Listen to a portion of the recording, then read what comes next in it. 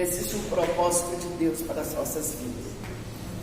E nós estudamos a semana passada. Quem esteve na escola semana passada? Quem esteve?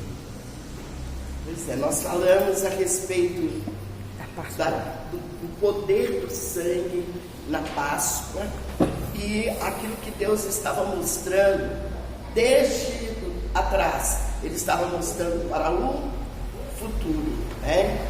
E nós sabemos que nada na palavra de Deus é por acaso. Então nós estudamos no capítulo 12, vamos até a morte dos primogênitos, que foi exatamente o último castigo, né, para que o povo de Israel pudesse sair do Egito. Então, no capítulo 12, abra aí a sua Bíblia, no verso 37 de Êxodo, diz assim: assim partiram os filhos de Israel de Ramessés para Sucote, cerca de 600.000 a pé, somente de homens, sem contar mulheres e crianças. Êxodo 12, 37. Na verdade são 603.500 e pouco que saíram, homens adultos, sem contar idosos, sem contar mulheres, sem contar crianças. Então a gente poderia ter uma ideia de que a maioria das pessoas realmente afirmam que saíram 3 milhões de pessoas. Porque normalmente tem mais criança, tem mais mulher que homem. Irmão, depois da morte dos primogênitos do Egito, depois da primeira celebração da Páscoa, porque a Páscoa é a primeira festa que o pessoal, o povo de Israel celebrou depois de 430 anos de escravidão, né? Que eles foram escravizados e perderam a sua identidade. Irmãos, a palavra de Deus nos fala que eles deveriam colocar um memorial. O que é um memorial, irmãos? Às vezes, de vez em quando eu falo sobre isso. O que é um memorial? Alguma coisa que você coloca, que toda vez que você olhar, você vai se lembrar de alguma coisa. Isso é um memorial. Alguma coisa que te leve a lembrar de algo que Deus havia feito. E nós vemos aqui no versículo 14, né? 12, 14, que o Senhor manda que eles fizessem isso. Esse dia será por memorial, e o celebrareis como solenidade ao Senhor nas vossas gerações, e celebrareis por estatuto perpétuo. Tem alguma coisa que você já fez assim na sua vida, que toda vez que você olha, você se lembra de um ato de Deus para com você? Tem alguma coisa? Porque a gente não guarda. Às vezes a gente é assustado quando a gente se lembra: foi Deus que fez aquilo, já passou. Porque nós não temos o hábito de levantar memoriais. Na verdade, não temos o hábito de levantar memoriais. Então nós nos esquecemos com muita facilidade aquilo que Deus tem realizado na nossa vida. Por isso que o povo de Israel, eles tinham como um propósito de levantar memorial em cada lugar onde Deus se manifestava. Então eles levantavam um altar, aquele altar era um memorial. Por exemplo, se nós olharmos no livro de Josué, quando eles atravessaram, né, o rio, porque aí foi o rio, não foi o mar. Quando eles atravessaram, eles colocaram o quê? Um memorial na beirada do Jordão. 12 pedras representando cada tribo de Israel. Já pensou se a gente levantasse um memorial assim, cada pedra representando uma pessoa da nossa família? Fazem um altar. Mas a gente não faz. E a gente vê que esses memoriais serviriam simplesmente para lembrar: Deus fez isso. Agora, por que morreram os primogênitos? Porque dentro da cultura judaica, o primogênito, irmãos, é a esperança de cada família. O primogênito era aquele que levaria o nome da família para outras gerações. Então a palavra de Deus nos fala que a morte dos primogênitos do Egito foi um julgamento de Deus contra os deuses que eles serviam. Mas e a preservação dos primogênitos de Israel? O que significava isso? Porque quando morreram os primogênitos do Egito, morreram também os animais que eram primogênitos. Todos aqueles que abriram a madre. E Deus diz assim: vocês vão consagrar a mim os primogênitos de vocês. A gente faz isso? A gente faz isso? Consagrar a Deus o filho mais velho, que deveria ser a continuidade da nossa fé, né? Então, e os primogênitos de Israel então deveriam ser consagrados a Deus. E no capítulo 13, vamos lá, versículo 9, o Senhor diz assim para nós: e será como um sinal. Estava comentando para o pessoal ali agora mesmo. 13, 9. Será como um sinal na tua mão e por memorial entre os teus olhos, para que a lei do Senhor esteja na tua boca, pois com mão forte o Senhor te tirou do Egito. Quando a gente fala sobre isso, a gente tem que lembrar da cultura judaica, que eles tinham os tefilins, ou chamados também de filactérios, que eram umas caixinhas de couro que eles colocam na testa e na mão, enrolam uma tira de couro e prendem ali na mão. O que tem aquilo ali? Porções da palavra de Deus. Vocês observam que o inimigo faz uma imitação? Onde é que o anticristo vai marcar as pessoas? Na mão. Hein? Na testa e na... Olha para você ver. Deus mostrou uma coisa que lá no futuro o inimigo vai copiar. Porque ele vai colocar uma marca na fronte e na mão. E o povo de Israel, eles usavam, por exemplo, Êxodo 13, 1, versículo 10, versículo 11, versículo 16, eram colocados dentro desses filactérios. E eles usavam também Deuteronômio 6, a partir do versículo 4, porque é o Shema também. E o Shema é o que? Ouve, ó Israel, o Senhor nosso Deus é único, né? Então eles repetem. Isso aí é o versículo-chave dos judeus. Eles chegam, por exemplo, lá no Muro das Lamentações, você via assim, os judeus chegando assim no muro, a primeira coisa que eles falam é o Shema, né? Shema, Israel, Adonai, Elohim, Adonai, Erra. Isso eles não deixam de falar. Por quê? Porque é o texto que eles consideram assim principal. Então eles guardavam isso para se lembrar daquilo que Deus havia realizado por eles. Mas aí nós vemos uma coisa interessante, que quando a palavra de Deus está nos falando a respeito da consagração dos primogênitos, a gente vê que Deus dá umas orientações para o povo de Israel. No versículo 17, no capítulo 13, quando fala que Deus iria guiar o seu povo, primeiro manda consagra os primogênitos, depois o Senhor diz para eles: olha, vocês, aqui novamente repete no versículo 16, isso será como sinal na tua mão e por frontais entre os teus olhos. Quando Deus repete, é para a gente prestar atenção. No versículo 17 diz assim: pelo faraó deixado ir o povo, Deus não o levou pelo caminho da terra dos filisteus, posto que mais perto, pois disse, para que porventura o povo não se arrependa, vendo a guerra e torne aos prejuízos. Por que Deus fez com que eles andassem por um caminho que era mais longo?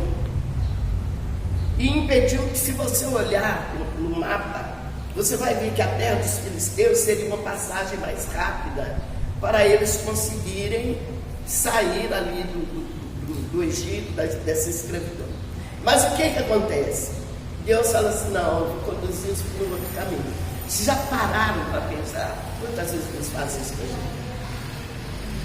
Que às vezes você fala: eu vou passar por ali, e Deus fala: não é por ali, é por aqui, ó, e o caminho é mais longo. Porque o diabo sempre vai colocar atalho, né? Eu falo que é igual a historinha da Chapeuzinho Vermelho, né? Que o lobo fala assim: ó, por aqui, ó, o caminho é mais fácil. E ela foi, né? E viu o que deu. Então, e a gente sabe que muitas vezes o caminho que Deus coloca diante de nós é mais longo e mais difícil, mas é o caminho certo. E a gente entende isso? Nada.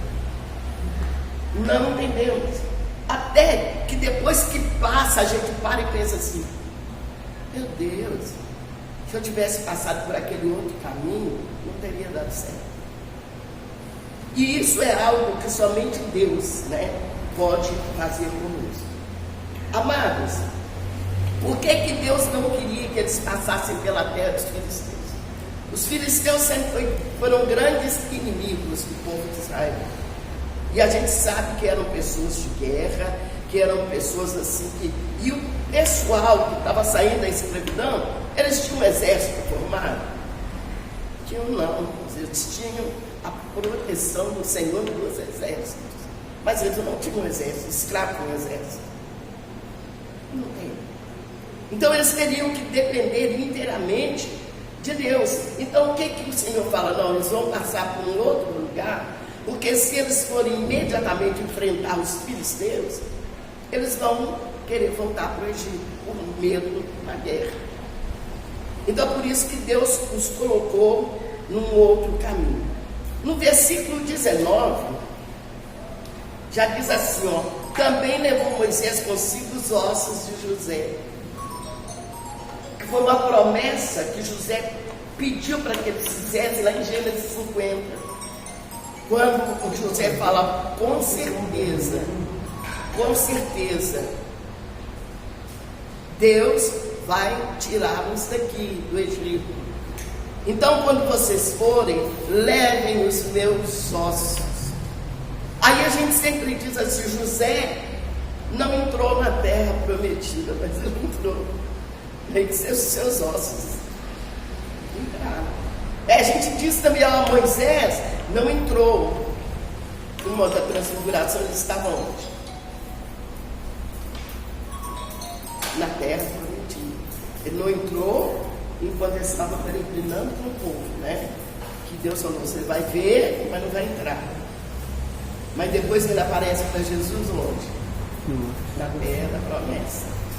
Porque Deus não falha, né?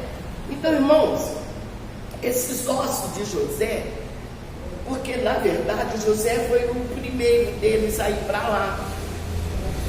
E havia uma expectativa, até no coração de Deus mesmo, que eles não se esquecessem de como é que eles foram para o Egito. Porque eles não foram para o Egito como escravos, mas eles foram levados por José, que era governador. José tinha autoridade no Egito, ele era a primeira autoridade depois do faraó. Então o povo foi bem recebido, recebeu terra, recebeu um monte de coisa, mas aí eles começaram a se multiplicar, isso incomodou. E o faraó morreu, veio outro, aí eu falei: peraí, não conhecia José, né? Não conhecia, por isso a questão de memorial, deveria saber quem foi José, mas não sabia. Aí, amados, no capítulo 13, verso 20, nos fala que eles partiram de Sucote e acamparam em Edã, entrada do deserto.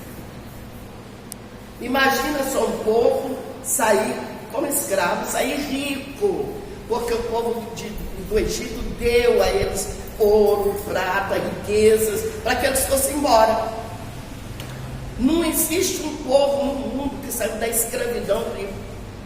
Mas só tem uma coisa: deserto tem supermercado, tem shopping, não tem. O que eles iam comprar no deserto? Nada. teriam que viver inteiramente na dependência de Deus. E isso é uma coisa que é um aprendizado para nós. Quando nós pegamos a oração do Pai Nosso, Jesus diz o quê? O pão nosso da semana toda. Ele fala assim, é o pão nosso do mês inteiro. Não, de cada dia. Porque a cada dia Deus supre. Só que a gente fica pensando, e amanhã, o que vai ser? Amanhã está na mão de Deus, é Deus que sabe. Mas com certeza Ele não vai deixar que falte alguma coisa para aqueles que eu amo. E é exatamente o povo de Israel. Eles acamparam aqui neste lugar. E aí tem uma coisa tremenda da parte de Deus, porque o Senhor ia diante deles. O Senhor ia adiante deles durante o dia, numa coluna de nuvem, está no verso 21, para guiar pelo caminho. Primeiro, como é que você anda no deserto? Deserto tem como você marcar um rumo? Porque às vezes a pessoa pode até pensar, não, mas eu vou ver nas minhas pegadas, eu vou saber de onde eu vim, eu posso voltar, mas só que o vento não permite que as pegadas fiquem. Deserto é lugar de prova. Deserto é lugar em que você tem que confiar na direção do céu, porque senão você fica lá. E a palavra de Deus nos fala, amados, que o Senhor foi adiante deles para os guiar pelo caminho. E durante a noite, numa coluna de fogo, para os iluminar, a fim de que caminhassem dia e noite. Presta atenção, irmãos, que havia uma nuvem e havia uma coluna de fogo. Para que servia isso? Porque às vezes a gente lê e pensa assim, mas para que tinha a ver uma nuvem e de noite uma coluna de fogo? Primeiro, o deserto, durante o dia é mais de 50 graus. Aquele povo todo caminhando no deserto, crianças, mulheres, eles teriam sobrevivido uma temperatura de mais de 50 graus? Não teria. O que Deus fez? Uma nuvem. A nuvem trazia o quê? Sombra. É por isso que Salmo 91 o que diz? Precisamos estar à sombra do Altíssimo. Aquela nuvem era uma sombra, trazia sombra para eles. E por que tinha coluna de fogo à noite? Eu gosto muito de ver esses programas assim de animal, porque a gente vê que aqueles bichos que conseguem sobreviver no deserto, o que eles fazem? Eles afundam na areia durante o dia para se esconder do calor. Mas que hora que eles saem? À noite. Saem os escorpiões, saem as serpentes do deserto, uma das serpentes mais venenosas que existe. Então, o que aquela coluna de fogo fazia? Afastava os animais peçonhentos. E outra coisa, que durante a noite é frio. Frio mesmo. Então, era um contraste muito grande. Então, durante a noite, estava lá a coluna de fogo para aquecer, para proteger dos animais peçonhentos. Imagina o cuidado de Deus. Deus olhando os mínimos detalhes. Será que esse mesmo Deus olha para a gente assim, observando os mínimos detalhes? É claro que Ele está ali observando este cuidado de Deus. Ele está o tempo todo sobre a nossa vida. Irmãos, no capítulo 14, versículo 1 até o 4, que está falando sobre a perseguição de Israel, diz assim o Senhor a Moisés: fala aos filhos de Israel que retrocedam e acampem defronte de Piairote. Piairote, se você quiser traduzir Piairote, significa beco sem saída. Porque olha para onde que eles foram. Eles ficaram ali, num lugar que não tinha saída. Eles chegaram ali, a única saída que eles tinham era o mar. E às vezes as pessoas dizem assim, mas o mar vermelho é uma assim à toa. Eles não atravessaram o mar mesmo, não, atravessaram um atoleiro. Porque, irmãos, eu estava pesquisando sobre o Mar Vermelho, tem lugares que ele tem mais de 2.000 metros de profundidade. Ele é quilômetros e quilômetros de largura e de comprimento, é muito grande. Mas de repente eles acampam e ficam ali perto do mar. Olha bem a estratégia de Deus, versículo 3 diz assim: então o faraó dirá dos filhos de Israel, estão desorientados. Porque o inimigo, quando ele prepara uma cilada, ele quer te desorientar, né? E o faraó falou, eles estão desorientados. Por que eles foram para aquele lugar? O deserto os prendeu. Porque é exatamente isso, né, que acontece. Mas aí a estratégia de Deus é que, mais uma vez, assim como ele endureceu o coração de Faraó lá nas 10 pragas, ele volta a endurecer o coração de Faraó. Para quê? Para que ele fosse atrás deles. E nós vemos aqui no versículo 4 dizendo: endurecerei o coração de Faraó para que os persiga, e eu serei glorificado em Faraó e em todo o seu exército, saberão os egípcios que eu sou o Senhor. E eles assim fizeram. Irmãos, eles estão ali sem saber para onde ir. Eles não tinham como voltar. Eles não tinham como ir nem para a direita e nem para a esquerda. Eles tinham que depender inteiramente de Deus. Aí o que o faraó faz? Mandou 600 carros de guerra, né, contra eles. E de repente a palavra de Deus diz que eles olharam para cima e viram o exército do faraó vindo na direção deles. Para onde que eles iam?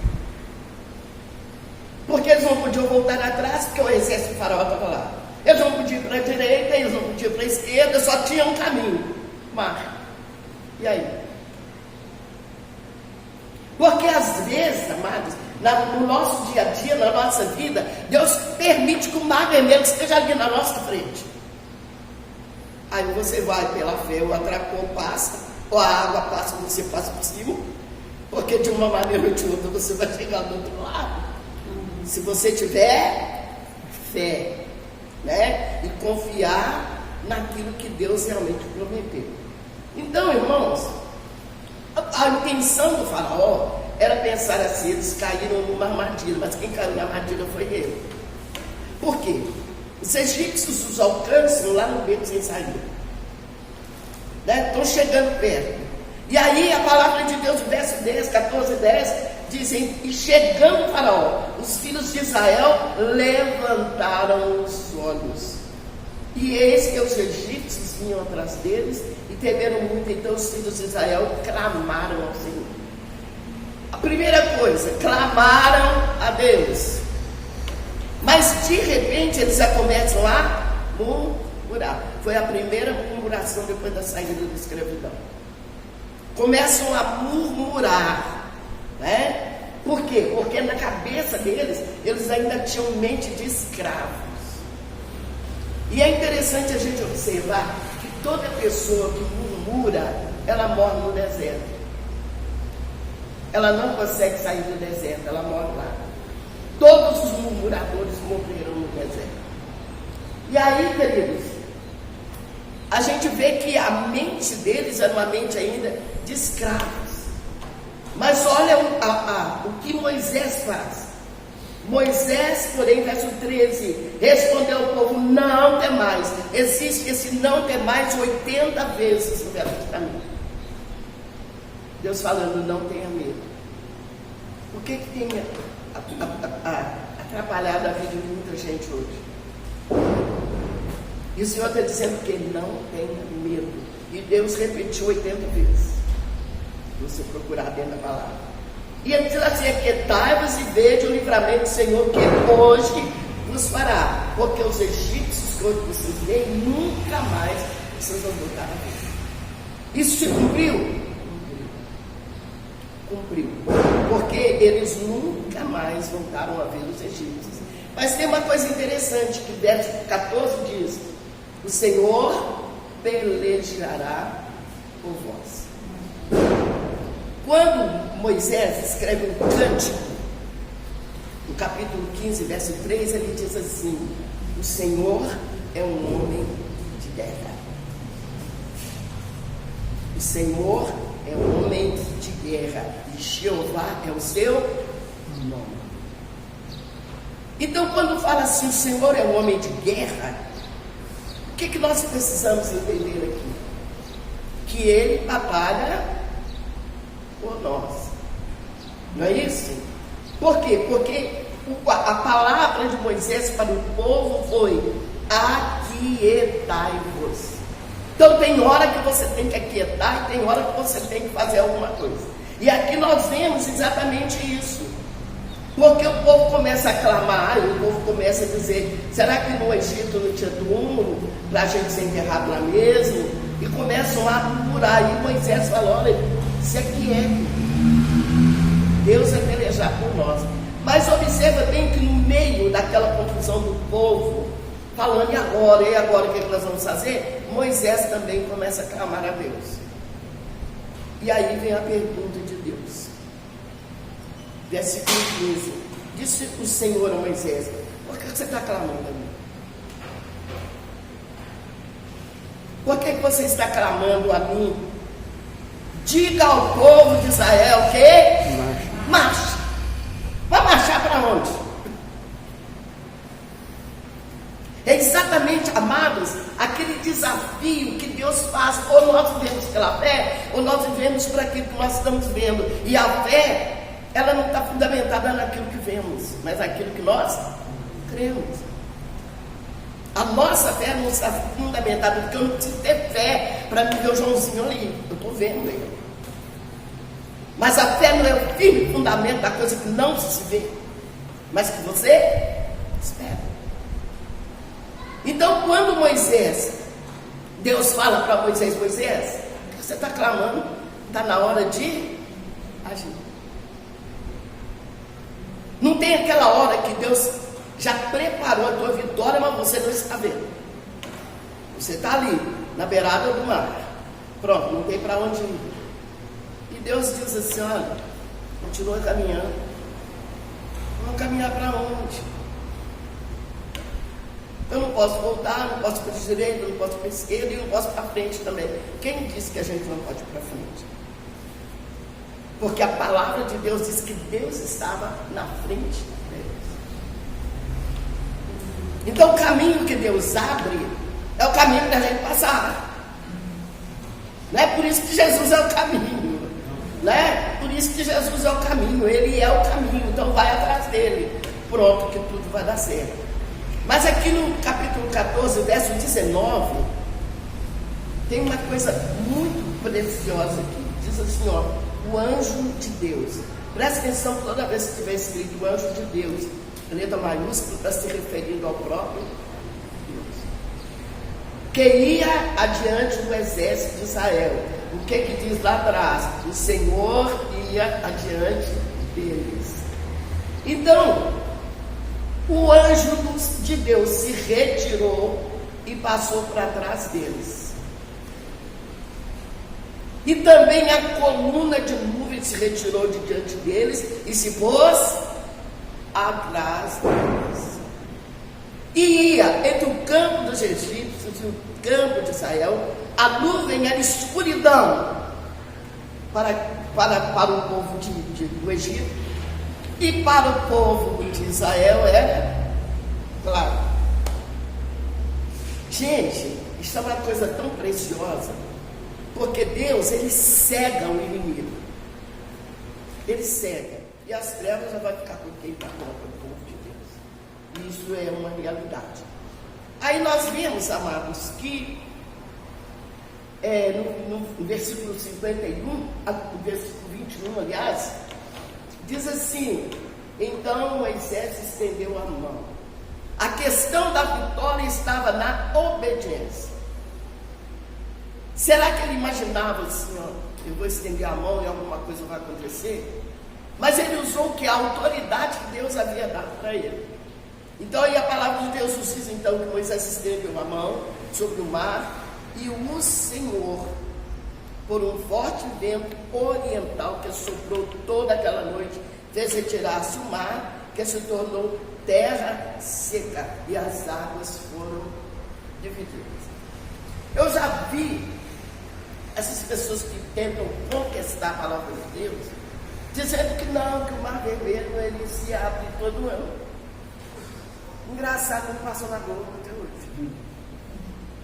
Eu já li sobre isso. Não, que tem um vento que vem, porque tem um vento oriental e um vento ocidental. E é interessante, amados, porque fala sobre esse vento.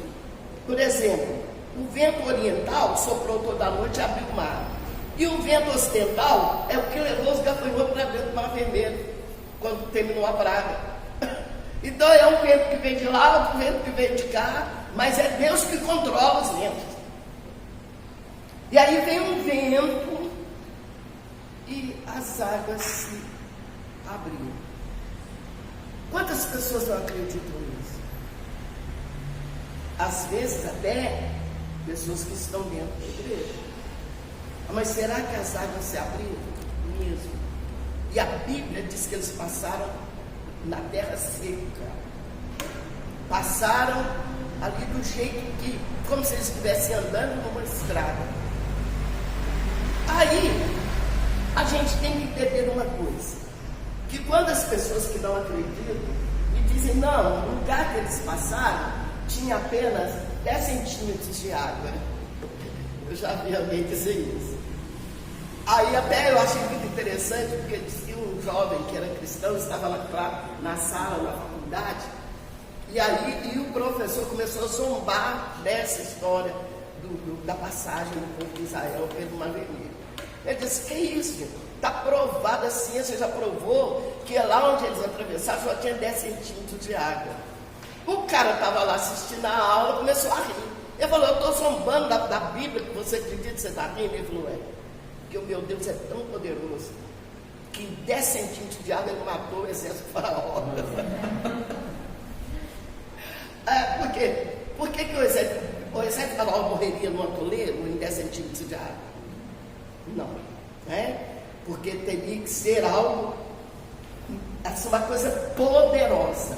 E tem um amigo meu que ele pregava sobre isso, ele dizia assim, que quando o povo de Israel, Deus abriu as águas, que Deus segurou, e ficou olhando para o povo lá de cima, agora passa, e o povo foi passando. Aí na hora que veio, porque os egípcios vieram até o meio, aí e Deus ficou olhando. Não, os egípcios estavam chegando no meio, falaram assim, ô diabo, agora você segura os seus. E é verdade, né? Porque o inimigo não poderia segurar. Então nós vamos ver aqui um pedacinho só. Nós vamos ver um pedaço da passagem deles e depois nós vamos falar a respeito do faraó. Amém? Oi. Será que a ordem de Deus para nós é marcha ou olha para a direita ou para a esquerda? O apóstolo Paulo nos dá um exemplo. Ele diz, eu estou olhando para o alvo. O alvo não está lá atrás. O alvo está na frente. Né? Agora nós vamos ver uma coisa. O faraó morreu ou não?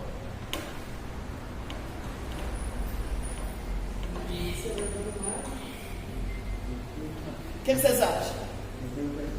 Morreu. Vamos ver a palavra de Deus. Salmo 136, 13 a 15. Alguém pode ler para nós? Salmo 136, versículo 13 até o 15. Quem encontrar pode ler para nós.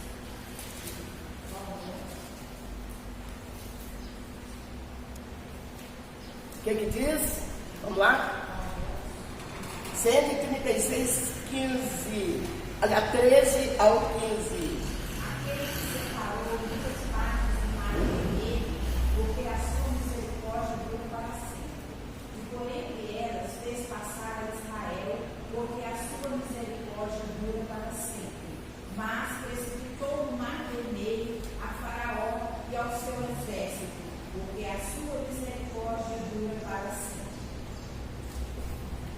Ele foi ou não foi?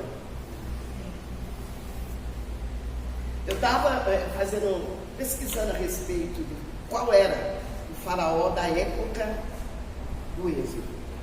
A gente sabe que existiram muitos faraós, né? E que não se tem uma certeza de quem era. Alguns falam que foi Ramsés, que provavelmente foi. Mas a palavra de Deus nos mostra, irmãos, uma coisa: que havia um faraó que governava o Egito. E a palavra de Deus diz que não somente o exército dele foi, mas ele também. Nós temos, por exemplo, se você quiser pesquisar sobre Ramsés II, você vai encontrar, eles encontraram a múmia dele, encontraram o túmulo dele, mas se tem o segundo, não tinha que ter o primeiro? Algum que você já achou Ramsés I? Alguma coisa de Ramsés I? Pode pesquisar na internet. Nada. Nada. Se ele morreu no Mar Vermelho, então não tinha um corpo sepultado. Então não tinha um túmulo para poder colocar.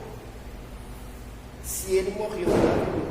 Por que não existe nenhum fato na história do Egito falando sobre Ramsés I? Porque tinha um segundo, então teve o primeiro. Por que não tem?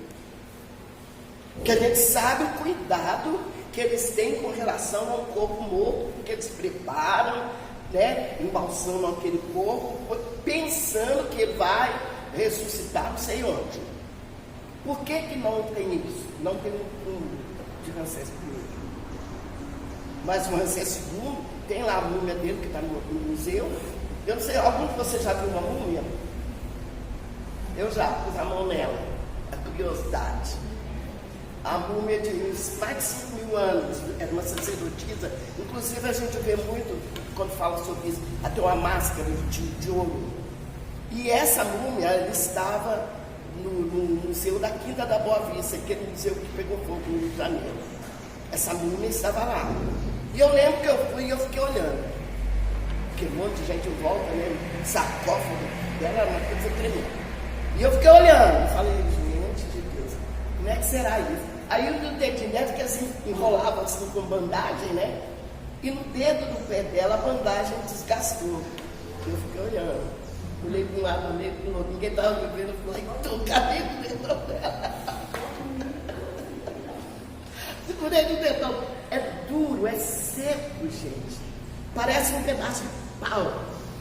Mas perfeito, a múmia, tudo assim, ó. Então eles valorizavam muito isso, porque eles acreditavam, principalmente um faraó, eles não iam deixar que se perdesse o corpo do faraó, porque eles achavam que ele ia ressuscitar. Por que eles não fizeram isso com Ramsés I? Porque a gente pode conjecturar aqui, não encontrar o seu corpo. Porque a Bíblia diz que o exército e o faraó foram lá. Porque as águas se fecharam, né? E o povo de Israel já tinha passado, as águas se fecharam, o exército se perdeu. Imagina quantas pessoas estavam ali, porque só de carros eram 600 carros de guerra, né? Então tinha um exército enorme. Então o que vocês acham que ele morreu? Porque a Bíblia diz que ele morreu. O que vocês acham? É uma coisa para vocês pesquisarem, né? Pode olhar que tem o corpo do Ramsés II, ele é bem levitão assim, né? Está lá no museu, você pode olhar. Está lá. Mas o primeiro não tem nada. Todos os faraós têm uma estátua deles, tem um templo, tem os túmulos, né? Igual estão encontrando, até hoje estão encontrando túmulos que desde mais de 5.000 anos, agora que eles estão sendo encontrados, principalmente ali no Vale dos Reis. Por que não encontraram? É uma coisa para a gente pensar, né? Se ele foi levado pelas águas, como a palavra de Deus diz, que eu prefiro acreditar na palavra, então não tinha corpo para enterrar. Então toda a memória, porque a memória de um faraó era preservado no seu túmulo. Então eles colocavam ali, até os servos ficavam ali, né? Eram muitas vezes enterrados juntos, presos ali dentro daqueles túmulos, né? Por que não tem? Porque é uma coisa para a gente pensar, é ou não? Porque não tem, você não vai ver uma estátua desse Ramsés, você não vai ver nenhum túmulo, nem nada. E a gente vê que eles estão descobrindo o túmulo, por exemplo, o Tutankhamon, né, que é o faraó menino, que inclusive ele foi morto, né? Ele foi morto porque todo faraó passava por um ritual. Nesse ritual ele entrava de um jeito, ele saía de outro, porque ele incorporava. E todo faraó dizia que era o quê? Deus. Era o diabo trabalhando nisso tudo. Né? Então o que acontece? Eles achavam que eles passavam por aquele ritual, eles saíam diferentes. Eles saíam falando diferente, saíam tudo diferente. Aí eles incorporavam mesmo o bicho lá, né? Querendo ser Deus. E o Tutankhamon não quis passar pelo ritual. Então eles inventaram. Ele foi morto em novembro, porque dizem os historiadores que ele não quis passar pelo ritual. Por isso que ele foi morto. Inclusive o corpinho dele está lá, embalsamado, né, para provar realmente como é que ele morreu. Então aí fica uma coisa para vocês pesquisarem durante a semana, no final do ano, assim. Vocês entrem na internet. Eu quero saber do Ramsés I. Se você encontrar alguma coisa, traz para a gente. Mas com certeza você não vai encontrar. Porque não tem. Tem de Ramsés II. Então, provavelmente, foi ele, o faraó do êxodo. Né? Mas a gente sabe que a palavra de Deus que ele morreu, está morto. Né? E a gente sabe que Deus não é um Deus que faz as coisas pela metade. Né? Ele envergonhou o faraó, envergonhou. E nós vimos aqui que os egípcios que morreram, né? Morreram os seus carros, os seus cavaleiros, né? Foram todos, e aí eles começaram a louvar a Deus, né? E declarando que o Senhor é aquele que reina para todos sempre. Este é o Deus que nós servimos. É o Deus de milagre, é o Deus de promessa, é o Deus que é caminho no deserto, é o Deus que abre as águas do Mar Vermelho. Por que o Mar Vermelho é chamado assim? Porque ele toma essa coloração avermelhada por causa do minério, de rochas que tem ali. Então, dependendo do horário do dia, ele fica vermelho. A água parece que está vermelha. Então, e é esse Deus que nós servimos, irmãos. Esse Deus que abriu o caminho para o seu povo. Alguém pode duvidar que Deus, ele tem um cuidado enorme com o povo de Israel? Tem. E a palavra de Deus nos diz que não é porque eles eram uma nação grande e nem porque eles eram melhores, mas porque a salvação vem de onde? De Israel. Tem muitas pessoas que dizem que são cristãos e que não gostam de judeu. Não tem? Nós vimos, por exemplo, na guerra, nos campos de concentração, por que eles prendiam os judeus? A maioria das pessoas que estavam ali, aqueles soldados e tudo, eles diziam que eram cristãos.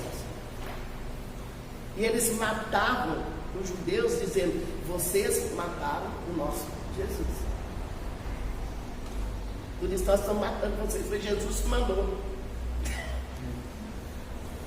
Inclusive eu tenho um documentário de sobreviventes do Holocausto, e eles dizem assim, olha, tem uma senhora lá que ela diz assim, que quando os soldados assim apontava mesmo com eles, né, eles falavam, foi Jesus que mandou fazer isso. Por isso que os judeus odiavam o cristão. Por quê? Porque a maioria dos cristãos achavam que os judeus eram culpados de terem matado Jesus. Quem é que matou Jesus? Na verdade, ninguém tirou a vida dele, ele deu. Mas quem é que matou? Quem é que foi culpado da morte dele? Os nossos pecados. Foram os judeus. Não foram os judeus. Foram os nossos pecados. pecadores também.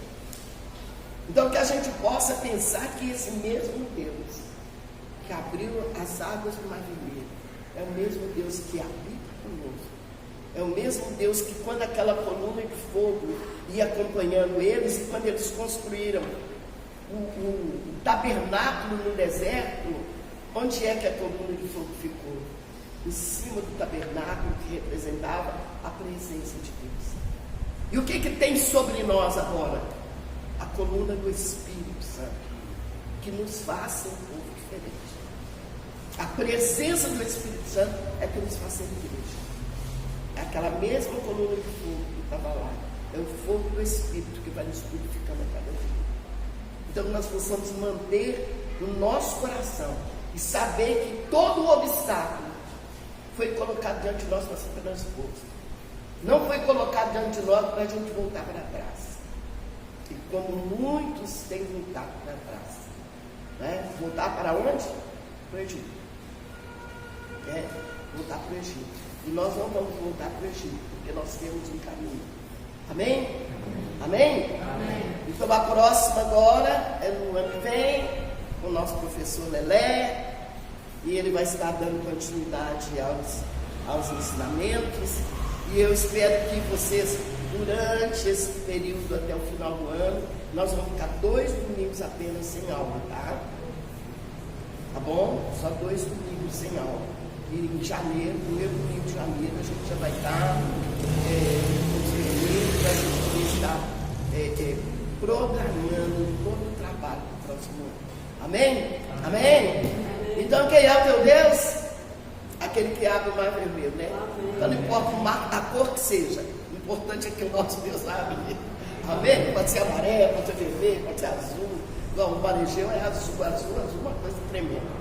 Né? Então não importa a cor do mar, o importante é que o nosso Deus é aquele que abre as coisas.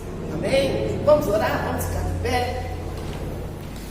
Quero lembrar, meus amados, que hoje nós vamos comemorar o aniversário da igreja. Então tem bolo. Né? E venham comer bolo com a gente. Né? Em nome de Jesus. Vamos fechar os nossos olhos. Lelé, já que você está aqui, vem orar para nós. Irmãos, paz seja convosco, feche os olhos. Senhor, nós te agradecemos, Pai, porque o Senhor é o Deus que é o Deus da coluna de fogo, é o Deus que protege o teu povo no deserto, é o Deus que abre caminhos no deserto. Pai, nós queremos te agradecer, Deus, porque o Senhor é o Deus de Moisés, é o Deus das nossas vidas. E nós sabemos, ó Pai amado, que o Senhor continua sendo Deus de milagres, Deus de promessa. Deus, nós queremos te agradecer porque nós estamos, Deus, com o Teu Espírito Santo aqui neste momento. E podemos, ó Deus eterno, orar ao Senhor e agradecer pelos Seus feitos. Ó Deus, nós amamos, ó Pai amado, o Senhor pelo que o Senhor é, pelo Seu caráter, Deus. Obrigado, Deus, porque mais uma vez o Senhor nos abençoou com ensinos, Deus. Isso demonstra que o Senhor se preocupa conosco. Isso demonstra, Pai amado, o Teu carinho, o Teu amor sobre nossas vidas. Pai, eu quero te agradecer, Deus, porque esta casa é uma casa privilegiada. É uma casa onde o Senhor separou para o ensino. Por isso, ó Deus eterno, temos recebido muito. Ó Deus, que possamos usar, ó Deus eterno, aquilo que nós temos recebido neste lugar. Leva-nos debaixo da Tua proteção, assim como o Senhor protegeu o Teu povo no deserto. Que possamos, ó Pai amado, ter um domingo agradável. E que na parte da noite, Deus, possamos estar aqui para festejar mais um ano desta porta que está aberta. Mais um ano que essa porta, ó Pai amado, tem livrado pessoas do cativo. Mais um ano, ó Deus eterno, que essa porta aberta tem abençoado esta cidade. Nós te agradecemos por tudo, Deus, em nome de Jesus. Amém.